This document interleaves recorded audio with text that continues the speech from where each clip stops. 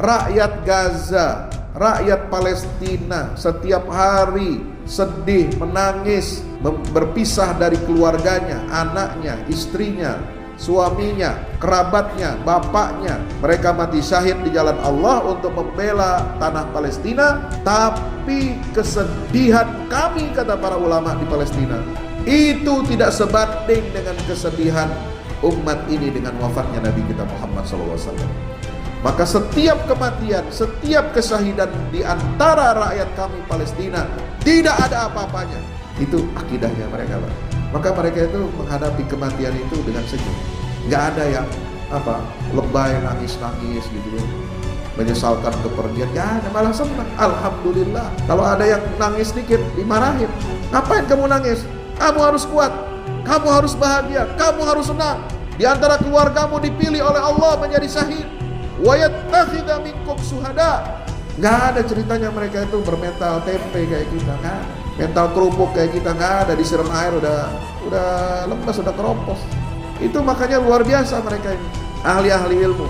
Maka saya sangat menyayangkan ya, kalau ada orang-orang yang memfitnah dan menjelek-jelekan mereka ini bukan orang-orang sembarangan ya. Pasukan elit yang 100 tahun berjuang sekarang ini untuk melumpuhkan Israel, meskipun mereka dibombardir, tapi memberikan perlawanan yang luar biasa dan menimpakan kerugian yang sangat besar kepada penjajah Israel itu adalah pasukan Katibatul Huffaz. Itu disampaikan sendiri oleh Ismail Haniah kepada kami delegasi Indonesia bahwa dari antara 40.000 pasukan perlawanan Palestina ini ada 10.000 ya, yang itu khusus brigade itu diisi oleh mereka para pemuda-pemuda yang hafal Quran ya. Hafal Qurannya bukan cuma setor dari awal sampai akhir ya, terus enggak murojaah, enggak. Jadi memang mereka hafal dan mungkin hafalannya. Mereka tahu, belajar tentang agama. Mereka pelajari ilmu pengetahuan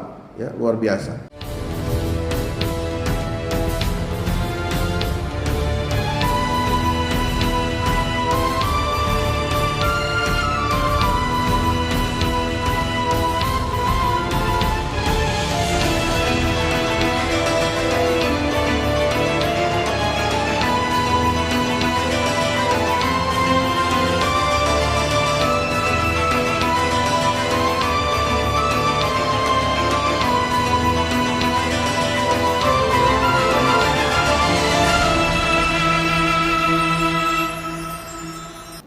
وقل جاء الحق وزهق الباطل إن الباطل كان زهوقا وننزل من القرآن ما هو شفاء ورحمة للمؤمنين ولا يزيد الظالمين إلا خسارا إن يمسسكم قرح فقد مس القوم قرح مثله وتلك الأيام نداولها بين الناس وليعلم الله الذين آمنوا ويتخذ منكم شهداء والله لا يحب الظالمين إن تكونوا تألمون فإنهم يألمون كما تألمون وترجون من الله ما لا يرجون إن أحسنتم أحسنتم لأنفسكم وإن أسأتم فلها فإذا جاء وعد الآخرة ليسوءوا وجوهكم وليدخلوا المسجد كما دخلوه أول مرة وليتبروا ما علوا تتبيرا.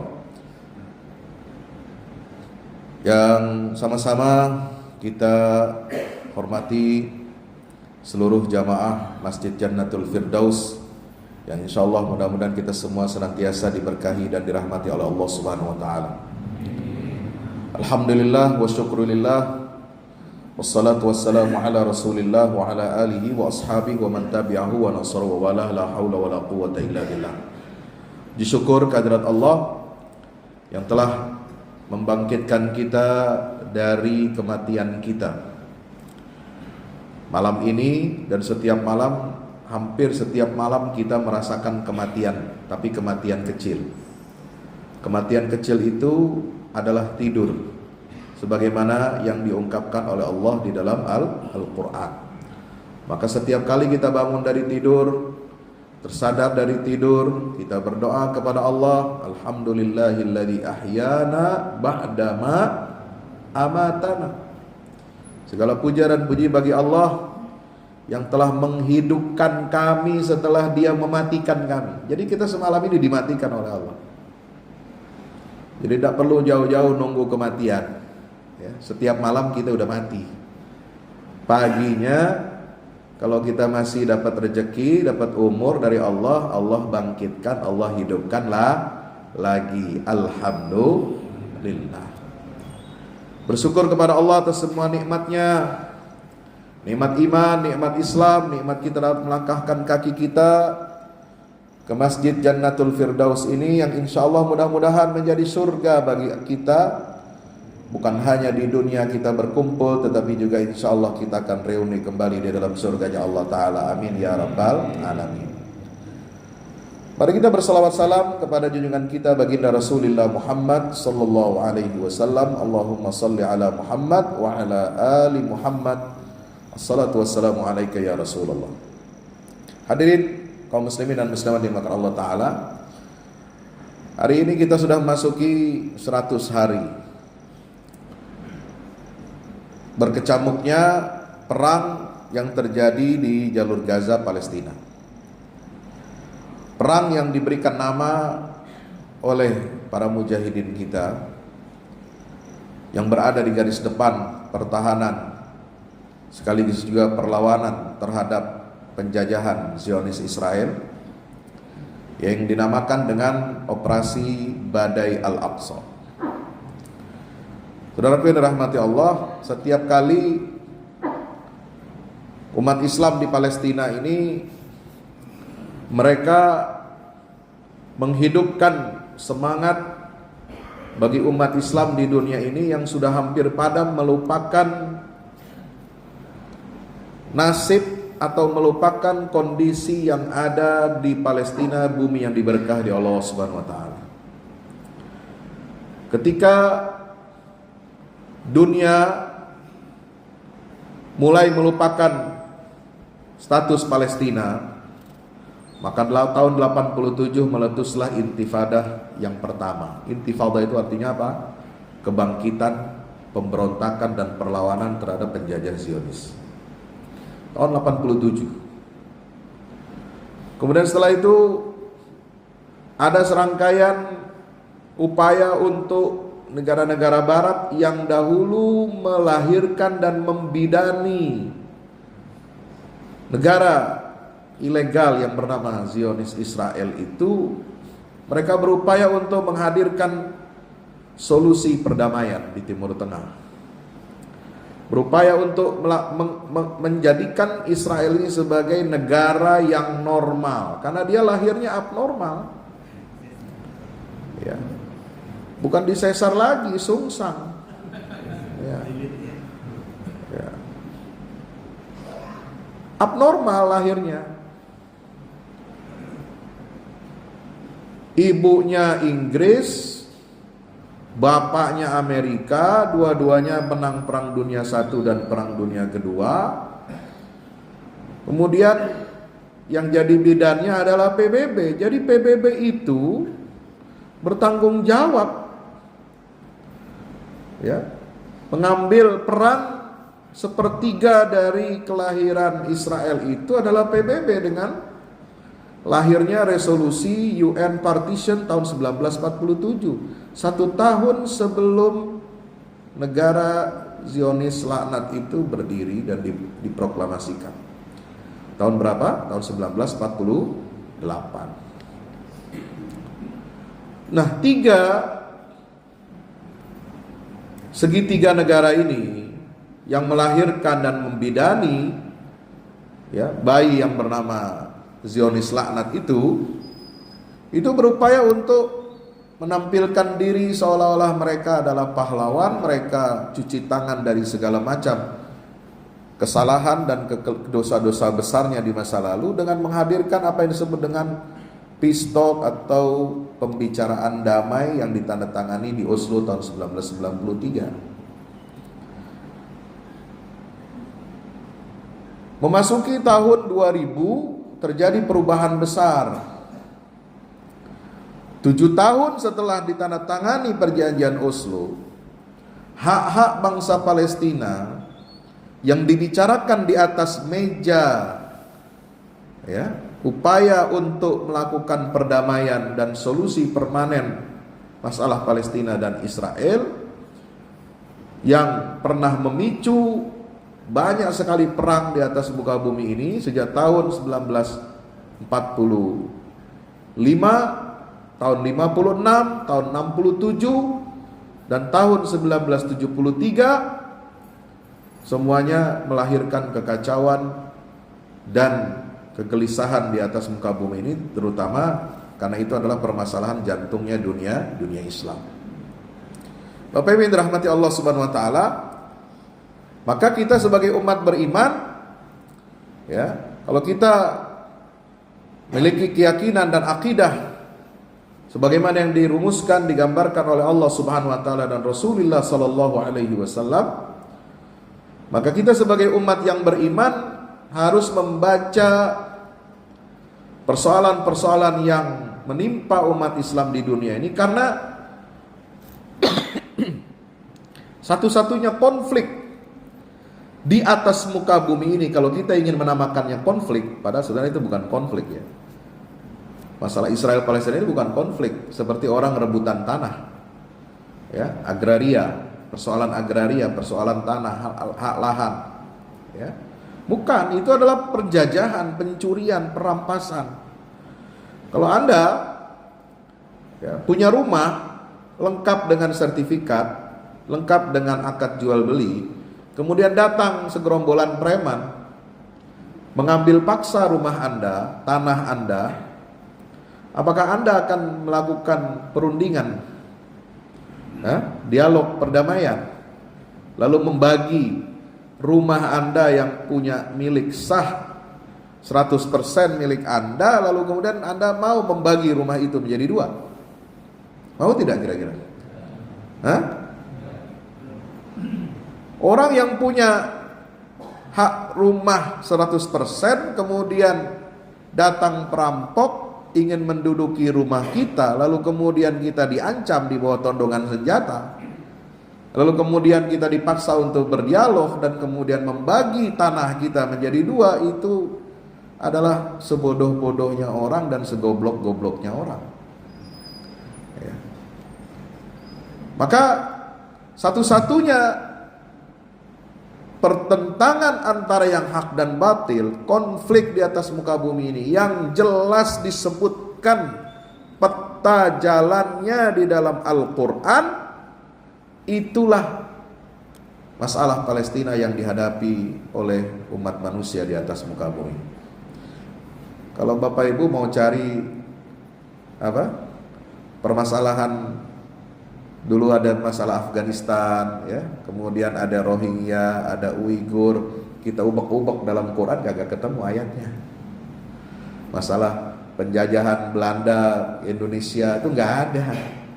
Tapi kalau di Al-Quran itu yang ada satu-satunya masalah di dunia ini yang diceritakan dengan jelas, dengan runut, bahkan hampir 2/3 ayat Al-Quran itu berbicara tentang kisah-kisah umat terdahulu, itu dalam rangka untuk apa? Untuk menjelaskan kepada kita umat Rasulullah bahwa bahaya dan ancaman strategis umat Islam itu adalah ancaman yang dilakukan oleh bangsa Bani Israel atau bangsa Yahudi yang memusuhi dakwah Islam, dakwahnya Nabi kita Muhammad sallallahu alaihi wasallam.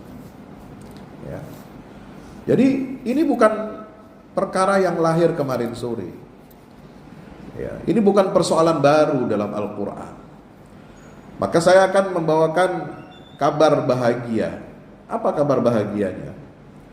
Ya, meskipun 100 hari rakyat Gaza, kemudian juga di tepi barat menghadapi penindasan, menghadapi genosida, menghadapi pembantaian massal, ya, yang diklaim oleh Israel itu adalah langkah untuk membela diri. Loh, membela diri apa? Kalau Anda ingin membela diri, katakanlah Anda diserang, kalau kita pakai kacamatanya Israel, dia diserang oleh perlawanan Palestina, dalam hal ini Hamas dan faksi-faksi lainnya, ya. Mereka mengambil, menculik ya, tawanan-tawanan dari tanah Palestina yang diduduki, ya. Jadi jangan salah sebut ya. Ketika pejuang Palestina itu menculik, mengambil tahanan orang Israel, itu bukan di tanahnya Israel, itu tanah-tanah Palestina yang diduduki oleh Israel. Jadi itu sah untuk apa? Pejuang Palestina itu sampai ke sana, itu tanah milik mereka. Ya, nenek moyang mereka ya lahirnya di situ. Beda dengan warga Israel, Pak. Ya, kalau Anda tanya mereka, ya, apakah bapakmu lahir di situ? Enggak ada. Kakekmu lahir di situ? Enggak juga. Ya. Apakah kakek kamu lahir di situ? Enggak juga. Jadi mereka ini adalah warga yang dicangkok, yang diimpor dari berbagai negara dunia. Ya, yang penting ada pembuktian bahwa dia adalah memiliki DNA rasnya dari suku Yahudi, memiliki paspor dari berbagai negara, kemudian mereka diundang datang untuk tinggal di negara tanah yang milik Palestina, lalu kemudian diduduki dan dijajah oleh Israel. Jadi mereka bukan orang asli lokal situ. Nah, 100 tahun ya, kalau kita memakai kacamata Israel itu, ya, mereka dianggap ingin membela diri, ya. Kalau ingin membela diri dan ingin mengembalikan tawanan, ya masukkanlah satu pasukan elit seperti yang sering saudara-saudara nonton di film-film Hollywood itu. Bagaimana kalau ingin mengembalikan tawanan, ya, ya, masukkan satu pasukan elit, kemudian cari tempatnya, teliti dulu di mana, ya, disembunyikannya, lalu kemudian jelas targetnya, lakukan operasi dalam waktu yang singkat, tidak menargetkan warga sipil, tidak menghancurkan rumah dan bangunan, ya, tidak melakukan ini dan itu, dan tidak melakukan penghancuran selama 100 hari. Ya. Kalau mereka ingin membebaskan tawanan yang diambil dari tanah yang dirampas oleh Israel itu, tapi dengan melakukan aksi-aksi pembantaian, pemboman, lebih dari 60.000 ton bom yang dimuntahkan ke jalur Gaza dengan wilayah yang begitu kecilnya, ya tentu ini adalah sebuah praktek genosida. Sudah menghancurkan 260.000 unit bangunan, ya, ratusan universitas, sekolah, kampus-kampus, rumah sakit, bahkan rumah sakit itu yang juga didirikan oleh komunitas internasional termasuk PBB, ya, juga komunitas Kristen, itu hancur juga. Apakah ini bukan sebuah perilaku genosida? Ini sebuah perilaku penghancuran terhadap suatu etnis, suatu bangsa.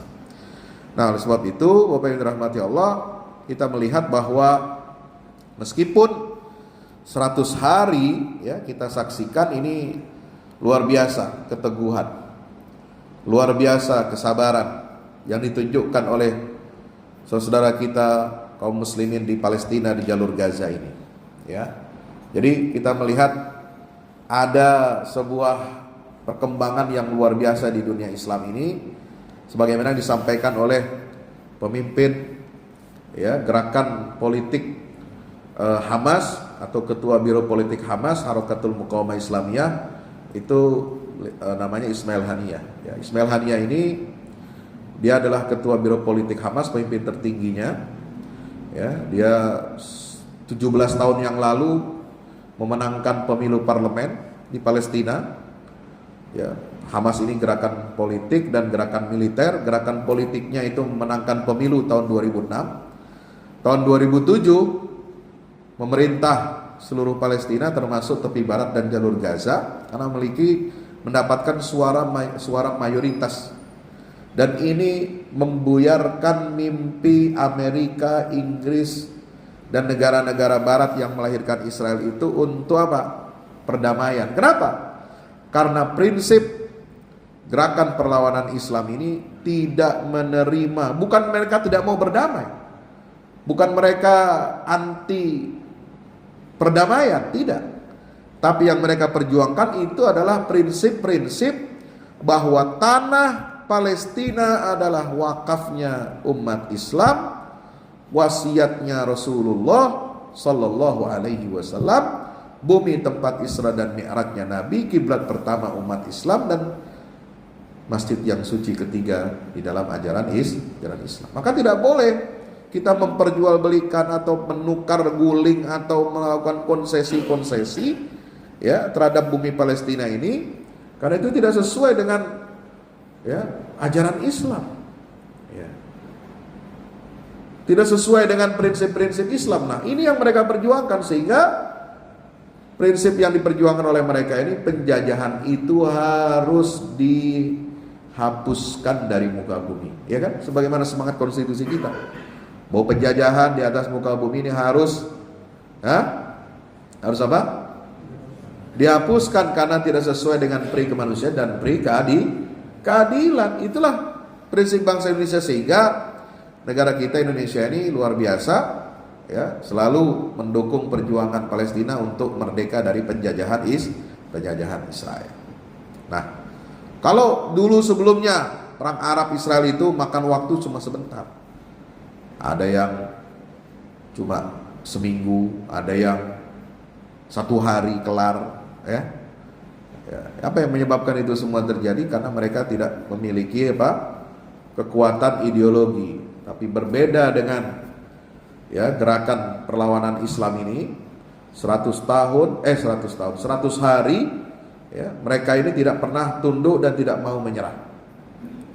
Meskipun sudah banyak jatuh korban, meskipun banyak rumah dihancurkan, tapi itu membuktikan ya kegagalan Zionis Israel, membuktikan bahwa mereka ini adalah bangsa yang haus darah, membuktikan bahwa mereka ini melakukan praktek genosida yang terencana, terukur dan sistematis, ya, membuktikan kepada dunia itu semua.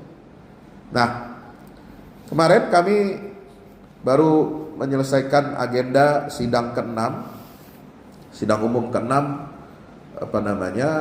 Persatuan Ulama Dunia ya, tanggal 6 sampai 11 Januari kemarin. Saya baru pulang sampai Jakarta hari Jumat sore ya. Jumat sore menjelang malam sampai Jakarta. Itu luar biasa.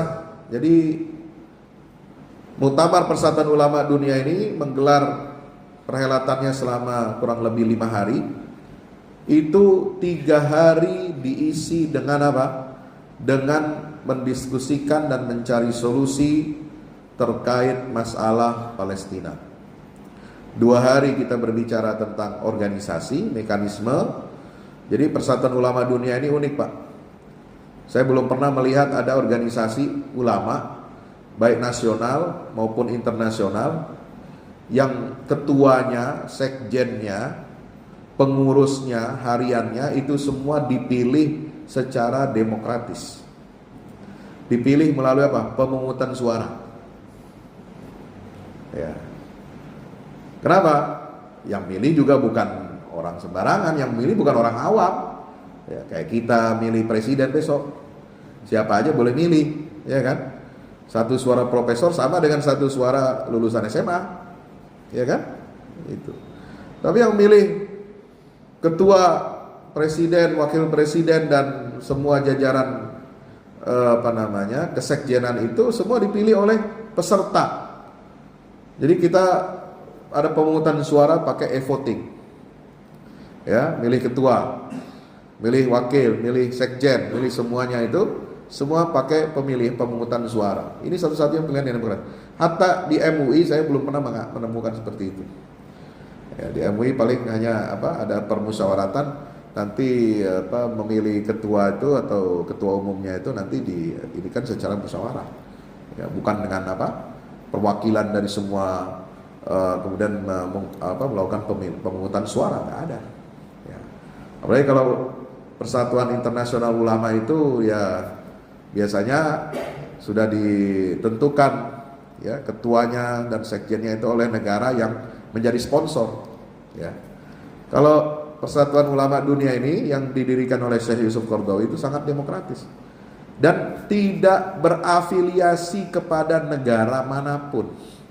Walaupun basisnya, sekretariatnya di Doha, Anda tahu, meskipun difasilitasi oleh Kementerian Luar Negeri Qatar, semua tiket, akomodasi, dan transportasinya, pengamanannya semua dijaga oleh pemerintah Qatar melalui Kementerian Luar Negeri, tapi tidak ada satupun simbol dan bendera negara itu di arena konferensi. Kan kalau kita mah beda Pak, bikin konferensi internasional misalnya Kementerian Agama kerjasama dengan negara apa, itu bendera dia banyak semua di situ ya. Ini enggak, kita enggak ada begitu. Jadi betul-betul menunjukkan apa? Independensi. Karena salah satu prinsip organisasi adalah organisasi ulama itu harus independen, ya, tidak boleh diintervensi oleh kekuatan negara manapun di dunia. Tidak boleh ada intervensi dari raja, dari presiden, dari kekuatan politik apapun, sehingga dia harus apa? Bersikap berada di atas semua golongan, berada untuk berkhidmat untuk seluruh umat Islam tanpa memilah-milah dan memihak kepada salah satu kepentingan nasional, regional, dan internasional. Nah, Bapak Ibu dirahmati Allah, ketika membahas salah satu sesi muktamar kemarin itu adalah tentang muktamar keulamaan Toufanul Aqsa itu ya, dan peran umat Islam. Apa itu Badai Al-Aqsa dan bagaimana peran umat menyikapi dan mendukung perjuangan saudara-saudara kita di Palestina. Jadi Syekh Ismail Haniyah, ya, Ismail Haniyah ini sarjana, doktor bidang syariah, ya, ahli syariah, hafal Quran, ya nggak kayak maaf ya, kalau ketua-ketua partai politik kita belum tentu ada yang hafal Quran, baca Quran pun agak bisa, ya. Saya makmum kemarin di belakang beliau itu sholat maghrib, makmum dengan dia itu bacaannya fasih, bagus, hafalannya bagus, ya sama seperti halnya alumni atau ulama-ulama dan banyak di gerakan Hamas ini itu hampir semua petingginya adalah orang-orang yang ahli agama, ahli syariat. Kenapa? Karena prinsipnya bahwa ulama itulah yang harus memimpin dan harus mengawal setiap perjuangan umat ini. Ada dulu namanya juga salah satu pemimpin Hamas itu, ya, penulis dan ulama terkenal namanya Nizar Rayyan. Nizar Rayyan ini ada salah satu kitabnya yang diterjemahkan dalam bahasa Indonesia, menulis tentang wafatnya Rasulullah SAW, wafatun Nabi wa azlamatil Madinah. Jadi beliau menulis berdasarkan referensi yang sangat kuat, hadis-hadis, karena dia pakar ahli hadis nih Pak. Ini ahli hadis, hafal ribuan hadis, penulis, tapi angkat senjata lawan Israel, ya. Jangan kita cuma ngomong doang ahli hadis, tapi nggak pernah berjihad. Ya, ini orang-orang di sana perlawanan Palestina ini orang-orang ahli ulama, ahli ilmu. Ya. Dia menulis tentang detik-detik kronologi mulai dari sakitnya Rasulullah sampai wafatnya Nabi dan pasca wafatnya Rasulullah, menggambarkan betapa sedihnya penduduk Madinah itu dengan wafatnya atau kepergiannya Rasulullah SAW. Untuk apa dia menulis buku itu? Untuk menggambarkan bahwa meskipun rakyat Gaza, rakyat Palestina setiap hari sedih, menangis, berpisah dari keluarganya, anaknya, istrinya, suaminya, kerabatnya, bapaknya, mereka mati syahid di jalan Allah untuk membela tanah Palestina. Tapi kesedihan kami, kata para ulama di Palestina, itu tidak sebanding dengan kesedihan umat ini dengan wafatnya Nabi kita Muhammad SAW. Maka setiap kematian, setiap kesyahidan di antara rakyat kami Palestina tidak ada apa-apanya. Itu akidahnya mereka, Pak. Maka mereka itu menghadapi kematian itu dengan senyum. Nggak ada yang lebay, nangis-nangis gitu ya, menyesalkan kepergian. Ya ada, malah senang. Alhamdulillah. Kalau ada yang nangis sedikit dimarahin. Ngapain kamu nangis? Kamu harus kuat. Kamu harus bahagia, kamu harus senang. Di antara keluargamu dipilih oleh Allah menjadi syahid. Wa yattakhidha minkum syuhada. Ya. Nggak ada ceritanya mereka itu bermental tempe kayak kita, nggak ada. Ya. Mental kerupuk kayak kita nggak ada, disiram air udah apa? Udah lemes, udah keropos. Ya. Rengginang basah, ya nggak enak rengginang basah. Ya. Rengginang itu enaknya kalau kering, ya kan? Kerupuk enak kalau kering, tempe enak dimakan kalau keringnya sekering, ya kan? Nggak ada. Itu makanya luar biasa mereka ini, ahli-ahli ilmu, ya. Maka saya sangat menyayangkan ya, kalau ada orang-orang yang memfitnah dan menjelek-jelekan mereka ini bukan orang-orang sembarangan. Ya, pasukan elit yang 100 tahun berjuang sekarang ini untuk melumpuhkan Israel, meskipun mereka dibombardir, tapi memberikan perlawanan yang luar biasa dan menimpakan kerugian yang sangat besar kepada penjajah Israel itu adalah pasukan Katibatul Huffaz. Itu disampaikan sendiri oleh Ismail Haniah kepada kami delegasi Indonesia, bahwa dari antara 40.000 pasukan perlawanan Palestina ini ada 10.000 ya, yang itu khusus brigade itu diisi oleh mereka para pemuda-pemuda yang hafal Quran. Ya, hafal Qurannya bukan cuma setor dari awal sampai akhir, ya, terus nggak murojaah, nggak, dari memang mereka hafal dan mungkin hafalannya itu. Mereka tahu belajar tentang agama, mereka pelajari ilmu pengetahuan, ya, luar biasa. Dan apa yang menyebabkan, ya, Ismail Haniah ini menyampaikan di muktamar itu ada 3 perkembangan, ya, yang menjadi latar belakang terjadinya perang Badai Al-Aqsa ini. Yang pertama adalah terjadinya penyingkiran isu Palestina di tingkat regional dan internasional. Ketika semua sibuk dengan urusannya masing-masing, ketika semua terlena dengan Piala Dunia lah, piala inilah, ya, kemudian terlena dengan masalah hal-hal yang remeh-temeh, ya, dunia Islam kemudian sibuk memikirkan dirinya masing-masing, ya, maka isu Palestina ini mulai disingkirkan di tingkat regional dan internasional, ya. Yang kedua, kata beliau, ini hadirnya pemerintahan Zionis radikal, ya, seperti ini yang dipimpin oleh Netanyahu sekarang. Jadi ini pemerintahan Zionis radikal yang ingin menjadikan pengusiran rakyat Palestina dan penguasaan Masjidil Aqsa itu sebagai prioritas utama. Nah, ini sangat berbahaya sekali. Jadi kita lalai, akhirnya mereka sudah membuat sebuah rencana terstruktur, sistematis, bagaimana rakyat Palestina ini harus diusir dari tanahnya secara total dan Masjidil Aqsa mereka kuasai. Ya. Yang ketiga, dengan apa? Mereka berupaya untuk melakukan normalisasi. Jadi Israel dianggap bagian normal dalam tubuh negara-negara Timur Tengah. Ya, penggabungan, ya, entitas penjajah di dalam satu kawasan, ya, bangsa Arab, negara-negara Arab Timur Tengah itu harus bergabung, harus hidup secara normal, secara berdamai dengan entitas penjajah, ya. Maka itu ini yang akan mengorbankan Palestina dan isu Masjidil Aqsa, ya. Bapak Ibu rahmati Allah Subhanahu wa taala. Oleh sebab itu, ya, kata beliau itu, untuk menghadapi tantangan seperti ini, perkembangan yang luar biasa besar itu tidak bisa lagi dilakukan dengan sarana-sarana tradisional, ya. Tidak bisa lagi dengan cara apa? Menghimbau masyarakat dunia, hei, selesaikanlah ini masalah Palestina, selesaikan ini masalah status kota Al-Quds sebagai ibu kota Palestina, hei, selesaikan ini masalah Masjidil Aqsa, ya, selesaikan masalah tawanan-tawanan Israel tawanan Palestina di penjara-penjara Israel.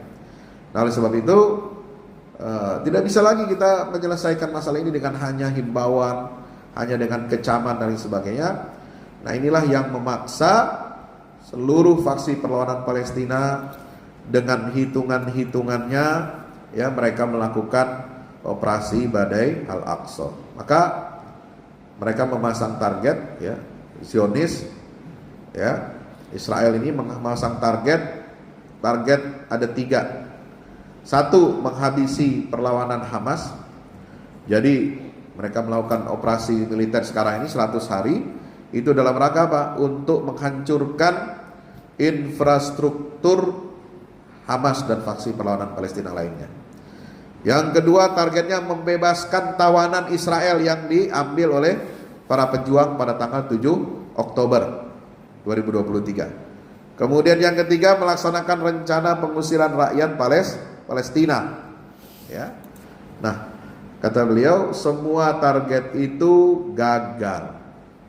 Meskipun terjadi pembantaian, betul, terjadi genosida, betul, tetapi 3 target penjajah untuk melaksanakan operasi militernya di jalur Gaza ini, ya, itu semuanya gagal. Kenapa? Karena Hamas ini nggak bisa dimusnahkan. Ya, Hamas ini hidup, ya, di hati rakyat Palestina. Kalau Anda ditanya, ya, bagaimana kamu akan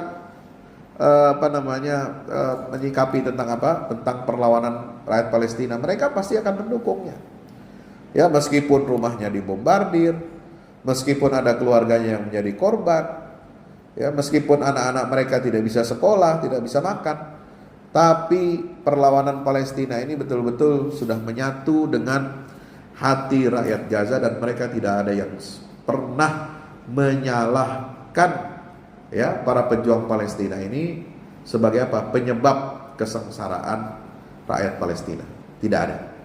Jadi aneh bin ajaib kalau ada orang yang jarak rumahnya lebih dari 11.000 mil dari Palestina lalu menyalahkan pejuang Palestina, ya, lalu melakukan umpatan-umpatan kepada pejuang Palestina, kepada Hamas, kepada tokoh-tokoh perjuangan Palestina ini, ya.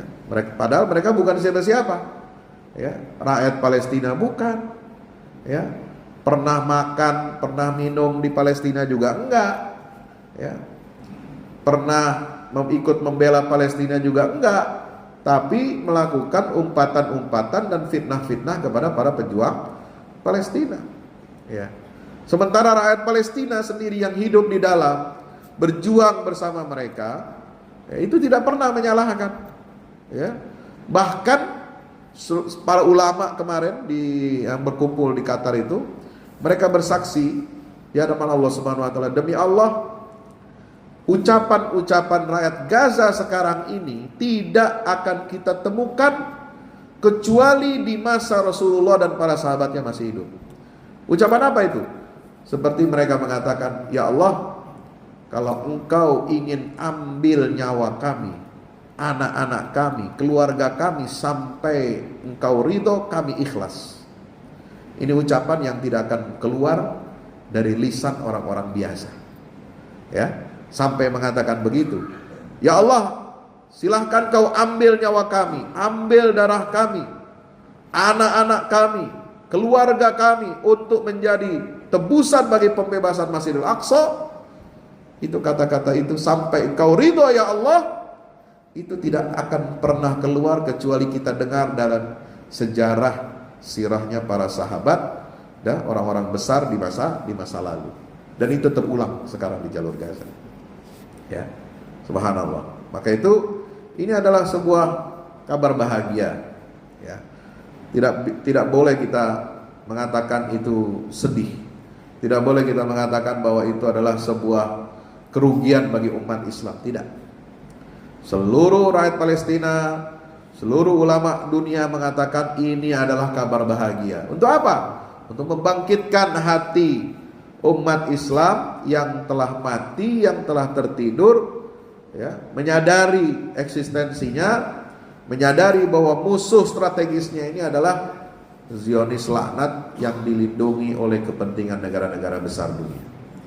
Bapak Ibu dirahmati Allah Subhanahu wa taala. Jadi penjajah ini gagal ya untuk membebaskan tawanan. Tidak ada satu tawanan pun yang bisa mereka bebaskan kecuali dengan persetujuan dan kesepakatan bersama faksi perlawanan Palestina. Ya. Kesepakatan pertukaran tawanan ya dengan imbalan apa? Gencatan senjata sementara. Ya. Tapi setelah itu Israel menyerang, bahkan semakin keras. Maka para pejuang Palestina mengatakan, kami tidak akan melakukan imbalan tukar tawanan. Yang kami minta sekarang adalah ya, hentikan dengan melakukan apa? Hentikan agresi kalian dengan gencatan senjata permanen. Ya. Tidak ada pertukaran tawanan, tidak ada pelepasan tawanan kalian, kecuali kalian harus menghentikan agresi ini secara total dan mengeluarkan seluruh tawanan Palestina dari penjara-penjara kalian. Ini tuntutan final. Ya, kenapa? Ini sudah menunjukkan bahwa mereka ini lemah. Ya, Israel ini lemah. 100 hari dia nggak bisa menghancurkan Hamas, nggak bisa menghancurkan faksi-faksi perlawanan Palestina, malah mereka semakin kuat, semakin solid. Yang kedua, mereka tidak bisa membebaskan satu tawanan pun. Bahkan yang ada tawanan itu takut mati kalau dibom oleh Israel, bukan mati dibunuh oleh Hamas. Ya, nggak ada ceritanya tawanan itu dibunuh oleh saudara-saudara kita. Yang ada diperlakukan dengan baik. Kalau dia sakit dikasih obat, dia datangin dokter, diperiksa ini itu, makanannya nggak kurang, minumannya nggak kurang. Kalau ada anak-anak remaja, anak kecil dikasih mainan, dikasih hiburan dan sebagainya, nggak ada. Ya diperlakukan secara kasar, apalagi dibunuh. Jadi yang mereka takutkan para tawanan ini apa? Justru takut kalau bombardir Israel itu terjadi dan menimpa mereka. Dan itu ada yang mati. Banyak yang mati gara-gara serangan Israel. Nah inilah mereka mungkin apa? Mereka tidak mampu membebaskan satu tawanan pun. Kurang apa? Teknologinya. Zionis itu ya. Punya drone. Ya, dia terbang di atas langit Gaza, nggak bisa menentukan di mana tempat itu. Berarti kemampuan militer, kemampuan intelijen, kemampuan teknologi saudara kita di Palestina ini sudah jauh melampaui kemampuan Israel, Pak. Luar biasa.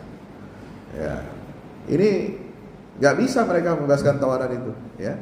Yang ketiga, target pengusiran penduduk Palestina gagal total. Kenapa? Mereka mengharapkan ketika diserang puluhan hari, bahkan sekarang sudah sampai 100 hari, mereka mengharapkan rakyat Palestina itu akan mengungsi dan berbondong-bondong keluar dari tanah Palestina, akan memenuhi gerbang-gerbang perbatasan dengan negara-negara tetangganya. Ternyata nggak ada. Satu-satunya yang ingin mereka keluarkan dari tanah Gaza itu adalah untuk mengantarkan mereka yang sakit, ya, yang terkena serangan bom parah dan ingin melakukan operasi di luar negeri. Itu saja yang bisa. Dan itu juga susah. Ya, sulit. Ya, untuk apa? Untuk bisa keluar dari Gaza ini. Ya. Jadi nggak ada target mereka ingin mengusir rakyat Palestina dari jalur Gaza, mengosongkan jalur Gaza ini dari rakyat Palestina, itu tidak terjadi. Maka luar biasa. Inilah pengorbanan mereka, tidak ingin mengulangi. Sampai pemimpin Hamas itu mengatakan, demi Allah kita tidak akan mengulangi kesalahan Nakbah tahun 48 ketika rakyat Palestina dibombardir lalu kemudian keluar. Kurang lebih berapa waktu itu? 600.000 rakyat Palestina, dan sekarang jumlahnya ada di pengungsian itu menjadi 6 juta orang. Ya. Kita tidak akan mengulangi Nakbah 48 ini. Dan itu yang diharapkan oleh Israel. Dan ini yang menunjukkan kesabaran, keteguhan, ya, rakyat Palestina, ya. Bahkan ada sebuah kesaksian, ya, ketika diberikan izin kepada mereka untuk ya dibuka border, ya, barang beberapa saat, ya, yang terjadi apa? Yang di dalam nggak keluar.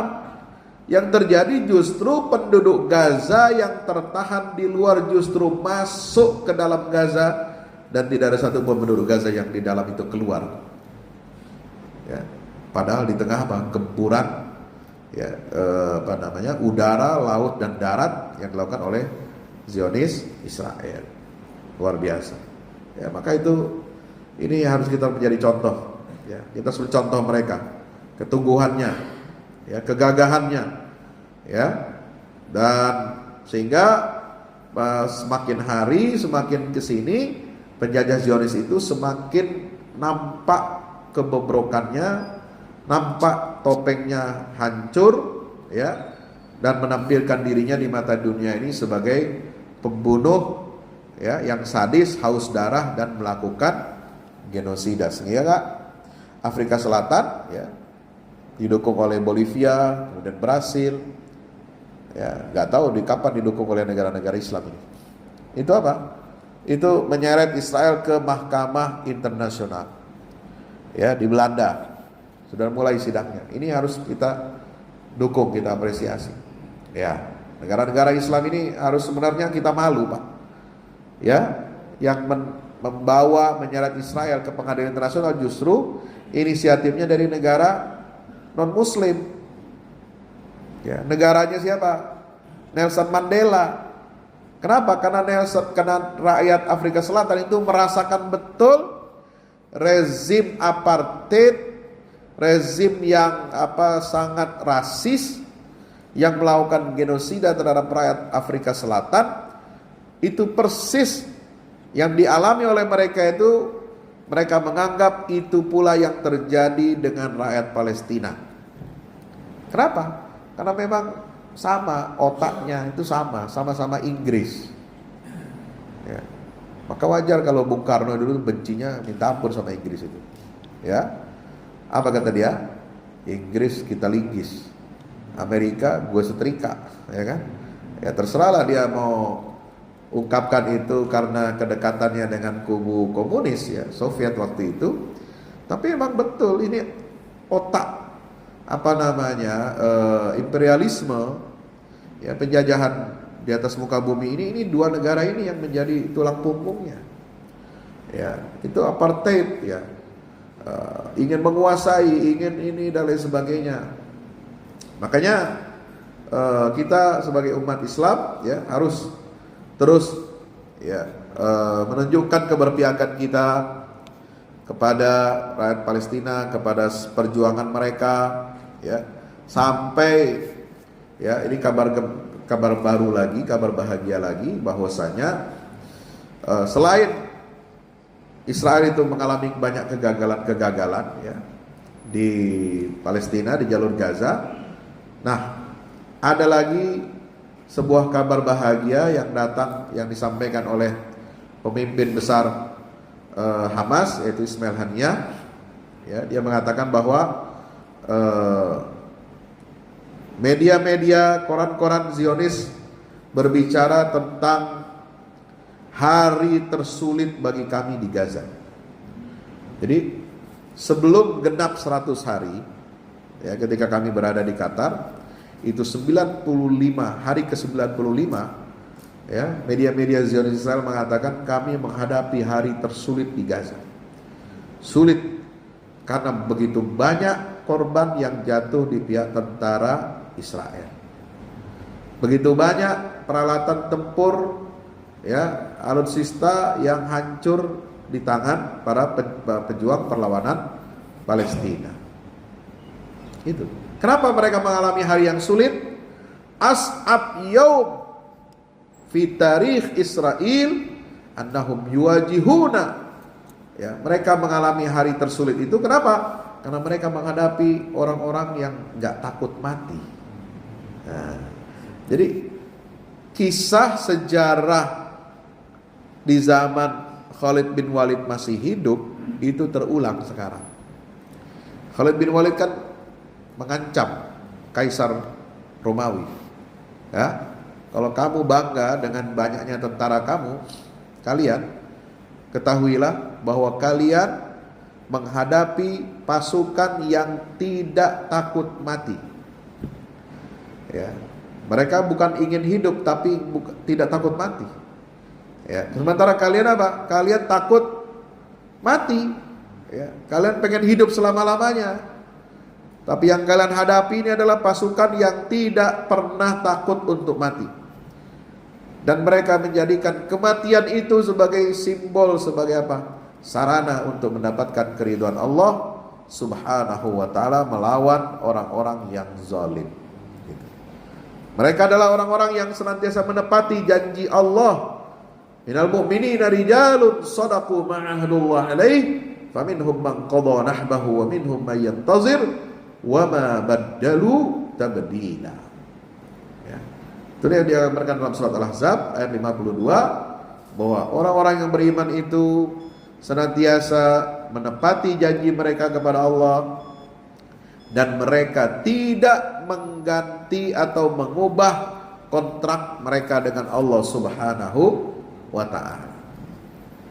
Ya, ini kabar bahagianya yang luar biasa. Maka beliau mengatakan bahwa front perlawanan di Gaza ini sangat kuat, sangat solid, ya, punya nafas yang panjang, punya kepemimpinan dan pengendalian teritorial yang baik.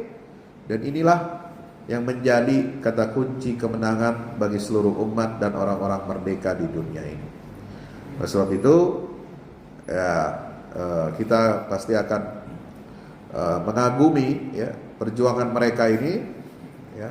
Dan kalau kita melihat bagaimana perkembangan, ya, kemajuan perlawanan Palestina yang dulu dianggap enteng, dianggap sebelah mata, ya, justru di masa sulit ketika Gaza ini diblokade 17 tahun, disitulah mereka berhasil membangun kekuatan. Ya, berhasil membangun kekuatan. 2000 itu intifada kedua. Kemudian ada perang 2004, 2008, 2012. Kemudian tahun 2018, ya, dan 2018, kemudian 2021 kemarin Saiful Quds, dan terakhir ini adalah Badai Al-Aqsa. Jadi di tengah kesulitan, ya, di tengah blokade 17 tahun itu, justru mereka membangun kekuatan, ya, seperti yang digambarkan oleh Allah dalam Al-Quran. Itu sebagai apa? Ibadan lana uli ba'sin syadid. Silakan Bapak Ibu buka dalam surah Al-Isra, ya, ayat 4 sampai 8. Itulah ayat-ayat yang menginspirasi para pejuang Palestina, bagaimana mereka membentuk diri mereka itu, mereka menempa diri mereka seperti yang digambarkan oleh Allah di dalam surat Al-Isra ayat 4 sampai ayat 8. Bagaimana cara Allah membinasakan Bani Israel, ya, yaitu dengan yang pertama mengirimkan dengan membangkitkan hamba-hamba kami yang bertauhid, bukan hanya yang bertauhid, bukan hanya yang bersyariat, ibadat lana, karena ibad itu artinya hamba-hamba yang bertauhid dan bersyariat. Ya, bukan hanya itu, tapi apa? Uli ba'sin syadid. Mereka memiliki kekuatan yang hebat, yang dahsyat. Nah, sebab itu orang-orang bertauhid, orang-orang yang bersyariat itu tidak boleh lemah, tidak boleh minder, tidak boleh putus asa, tidak boleh kita bersikap pasif, ya, apalagi tidak peduli, ya, nggak peduli urusan-urusan dengan apa tanah-tanah suci, ya, karena kebanyakan umat Islam ini sekarang apa, ya, sibuk dengan urusan dunianya. Dikirain kita ini bisa hidup tenang, enak, nyaman, yang penting Mekah Madinah masih bisa kita kunjungin, ya, masih bisa kita umroh, masih bisa kita haji, ya, nggak di bawah ancaman siapa-siapa. Jangan salah, ya, jangan salah. Ya, Mekah Madinah, ya sekarang kalau kita bicara tentang nilai itu ancamannya juga besar. Nilai-nilai liberal, nilai sekuler mulai masuk, ya, kebebasan dan lain sebagainya. Itu walaupun tidak ada penjajahan secara fisik atas Mekah dan Madinah, tapi masih ada penjajahan fisik terhadap kiblat pertama umat Islam, maka kita tidak boleh merasa tenang. Ya, sangat salah, sangat bermasalah keimanan seorang muslim kalau dia hanya tenang, Mekah Madinah ya dianggapnya aman, lalu dia tidak merasa aman, tidak merasa tersakiti kalau Palestina dan Masjidil Aqsa ini di bawah penjajahan asing. Itu menurut saya sebuah kesalahan cara berpikir, termasuk kesalahan akidah. Kenapa? Karena pemimpin-pemimpin kita zaman dulu, ya, walaupun mereka bisa haji umrah tiap tahun, walaupun mereka menguasai jalur haji ke Mekah dan Madinah, tapi ketika Masjidil Aqsa itu di bawah penjajahan tentara salib, ya, selama berapa? 90 tahun, 1199 sampai 1187. Jadi 88 tahun pernah Baitul Maqdis itu di bawah penjajahan tentara salib Kristen Katolik. Ya. Itu penguasa pemimpin Islam itu tidak nyenyak tidurnya. Ya. Bahkan Nuruddin Zangki, Salahuddin Al-Ayyubi itu jarang tersenyum. Ya. Ditanya, "Kenapa engkau jarang tersenyum wahai Amir, wahai Sultan?" Ya, dia menganggap bagaimana saya bisa tersenyum, bagaimana saya bisa tertawa sementara Masjidil Aqsa itu berada di bawah penjajahan, ya, tentara salib. Ya. Jadi yang membebaskan Masjidil Aqsa itu bukan khalifah. Ya. Jatuhnya tentara Masjidil Aqsa, ya, di bawah penjajahan tentara salib justru ketika kekhalifahan Islam tegak berdiri. Ya. Tuh zaman dulu tuh. Ya. Jatuhnya Masjidil Aqsa di masa modern dikuasai oleh Zionis itu justru ketika kekhilafan Islam masih berdiri, walaupun sudah dilemahkan oleh Barat dan sekutu-sekutunya. Ya. Dan yang membebaskan Masjidil Aqsa dari tentara salib itu bukan khalifah. Jadi jangan nunggu khilafah terus. Mesti khilafah yang menyelesaikan, enggak juga. Itu Salahuddin Ayyubi itu bukan khalifah, bos. Sultan dia. Dia cuma gubernur levelnya, bukan penguasa yang menguasai seluruh dunia Islam. Ya, tapi dia bisa menghimpun kekuatan selevel gubernur, selevel amir, ya, bisa mendidik bangsanya, bisa mendidik pejuang-pejuang yang tangguh untuk melepaskan dan memerdekakan, ya, Palestina dan Baitul Maqdis dari penjajahan tentara. Karena hampir sama dulu penjajahan tentara salib dengan penjajahan Zionis sekarang itu polanya sama. Mereka membangun settlement, ya, pemukiman. Dulu pemukiman untuk orang-orang Kristen Eropa, ya, dia garap sawah, dia garap ini, dan keuntungannya dibawa ke luar negeri, dibawa ke negara asing, ya, sama. Dibangun settlement juga Zionis sekarang sama seperti itu. Dia bangun kerajaan-kerajaan Kristen di abad pertengahan, itu ditanam kerajaan-kerajaan lokal di Akka, kemudian di Trablus, kemudian di Askelon, ya, itu berdiri kerajaan Kristen, dan kerajaan di Al-Quds sekarang juga sama. Zionis juga menerapkan prinsip yang sama. Jadi Bapak Ibu dirahmati Allah, kita harus tetap optimis, ya, terhadap janji Allah dan berusaha. Ini yang penting. Bagaimana ibadah lana uli ba'sin syadid itu bisa hadir kembali, ya, dengan usaha kita, dengan ikhtiar kita, dengan persatuan dan kesatuan kita umat Islam, dengan berpegang teguh kepada Al-Quran dan Sunnah Nabi kita Muhammad Sallallahu Alaihi Wasallam. Ya, sehingga terwujudlah ayat yang ke-8 di surat Al-Isra itu mengatakan apa? Fa idza jaa wa'dul akhirati liyasu'u wujuhakum wa liyadkhulul masjida kama dakhaluhu awwala marrah. Ketika datang janji terakhir yang kedua, kami akan menyuramkan wajah kalian Bani Israel dengan bangkitnya hamba-hamba kami yang kuat itu. Mereka akan menyuramkan wajah kamu, mereka akan mengalahkan kamu dan memasuki Masjidil Aqsa untuk kedua kalinya sebagaimana mereka memasuki pertama kali dahulu. Ya, insyaallah janji itu semakin dekat dan mudah-mudahan tidak dalam waktu yang lama lagi, dalam beberapa tahun lagi kita akan menyaksikan bagaimana jalannya ayat itu berjalan sesuai dengan rencana dan skenario Allah Subhanahu wa taala. Amin ya rabbal alamin. Demikian yang dapat saya sampaikan, mudah-mudahan bermanfaat. Aku qouli hadza astaghfirullah wa lakum. Wassalamualaikum warahmatullahi wabarakatuh.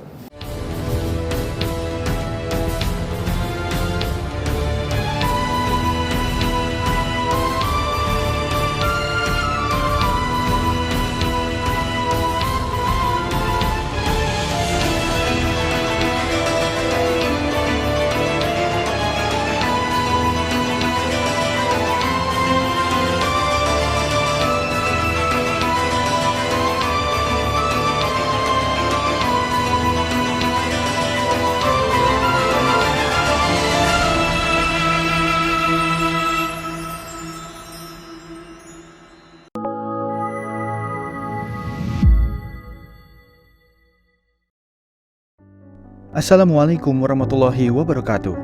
Di zaman dan era global yang semakin menuntut kita untuk terus bergerak, ada kebutuhan yang senantiasa harus kita penuhi dalam kehidupan kita. Zaman di mana segala kebutuhan terasa sangat mendesak. Salah satunya adalah kebutuhan sarana dakwah Al-Quran sebagai pusat peradaban. Al-Fahmu Institute hadir demi menjawab kebutuhan akan sarana dakwah Al-Quran di era masa kini.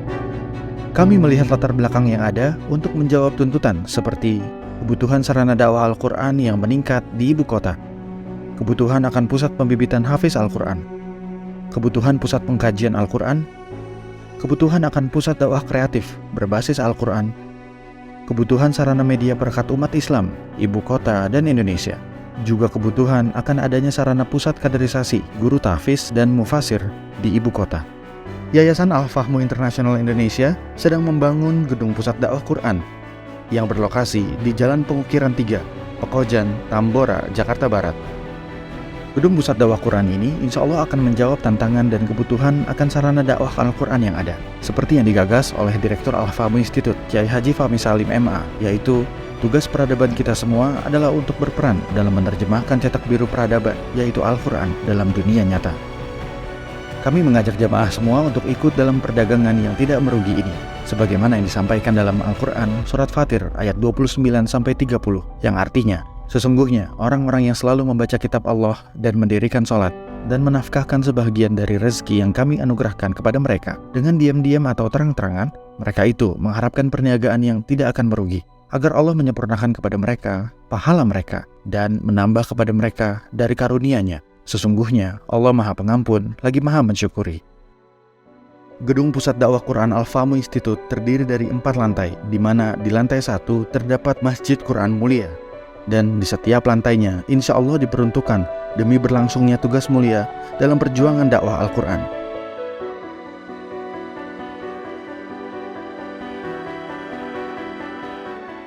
Berikut adalah rencana anggaran biaya yang dibutuhkan dalam pembangunan Gedung Pusat Dakwah Quran.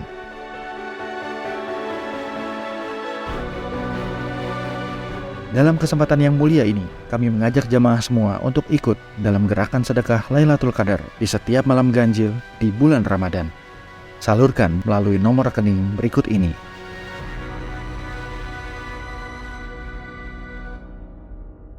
Al-Fahmu Institute, bahagiakan Indonesia dengan dakwah Quran.